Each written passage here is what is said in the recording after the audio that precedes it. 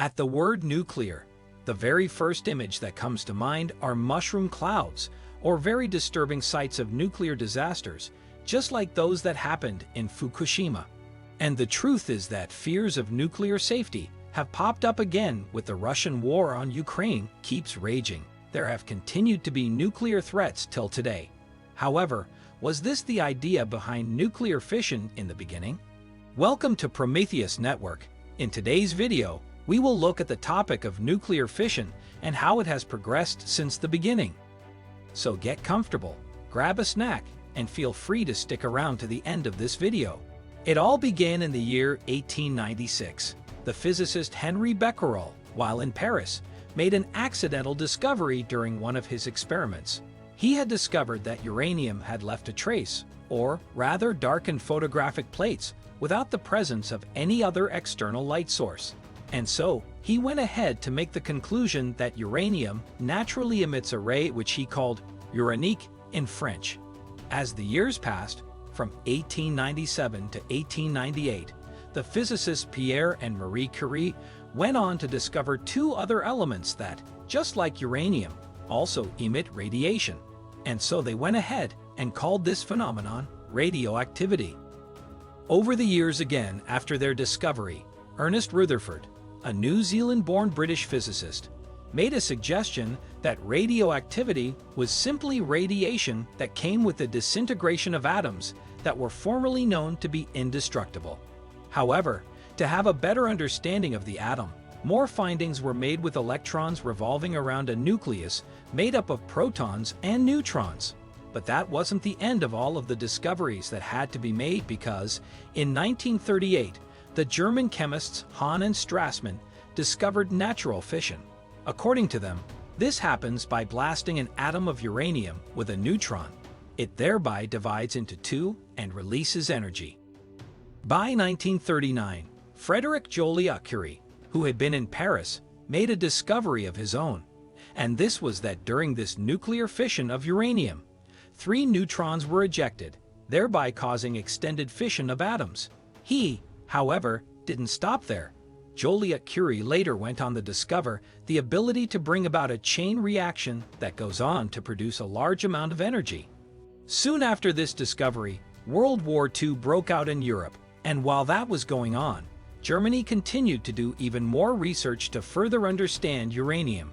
And so went as far as Hungarian physicists convincing Albert Einstein to sign a letter that was addressed to Roosevelt, the United States President, to make him aware of their recent nuclear discoveries and explain the possibility of building a powerful bomb with the use of uranium.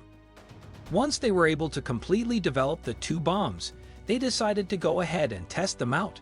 And so on July 16, 1945, the very first successful nuclear test took place right in the desert of New Mexico. At this time, Germany had already surrendered the war, and the war had come to an end for them. But then, there was still the Empire of Japan that continued to war against the United States.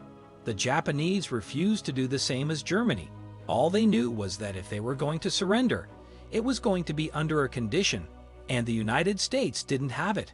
So they did the next best thing with the weapons that had newly passed and dropped 2 atomic bombs on the country of Japan. One was their uranium bomb, which they dropped on Hiroshima. Then there was the plutonium bomb that was dropped on Nagasaki. After the bombs were dropped, it was recorded that the explosions had led to about 200,000 civilian casualties, and just as they thought, that was the perfect plan to get Japan to surrender, because just a few days after the attack, Japan surrendered. With this entire act, the United States demonstrated how much power it possessed over the world. However, on the other hand, the USSR pushed on to accelerate its own nuclear program just so it could catch up. Once the USSR was done with its creation, it decided to conduct its very first nuclear test. At this same time, the Cold War was on, and the powers involved engaged in a frantic arms race, spending insanely huge sums of money to gain technological superiority and possess the world's largest nuclear arsenal. In contrast to all of these building of nuclear, research was made to develop nuclear power, and that led to the birth of the first nuclear power plants, with most of the future reactors being with pressurized water. And in the core of these reactors were vessels in which low-enhanced uranium was placed and used as fuel. With this development, chain reactions were controlled to last about 3 years. The heat which was emitted increased the temperature of the pressurized water placed into the primary circuit. This primary circuit was thereby connected with the secondary circuit, where the water was heated to transform into steam. This was used to rotate the turbine that was linked to an electricity-producing generator. Then there was the addition of a cooling circuit that pumped water straight from the river to coil out the vapor in the secondary circuit. However, in some cases, cooling towers were built to cool off the water in the last circuit. As the years have passed, while 9 different countries are still in possession of 16,000 nuclear bombs, there has been a treaty on the prohibition of nuclear weapons at the UN for several years now.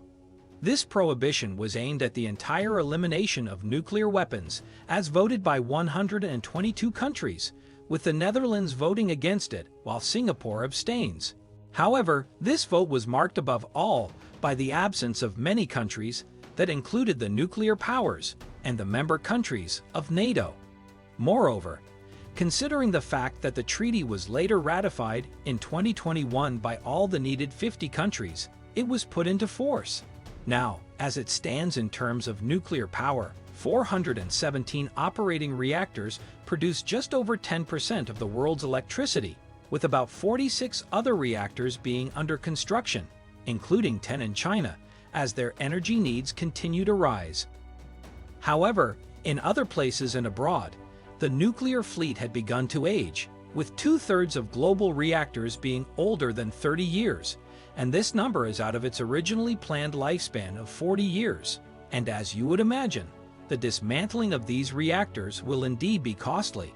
However, if and just if this project proves to be successful, it could offer a brand new type of power plant capable of producing a large amount of electricity with very little raw materials, and even more, very little radioactive waste. And all of this is hoped to be achieved by late 2025, with the countries to first receive it being its member countries China, the European Union, India, Japan, Russia, South Korea, and the United States. So, what do you think about this initiative, and how achievable do you think it is? Feel free to let us know in the comment section below.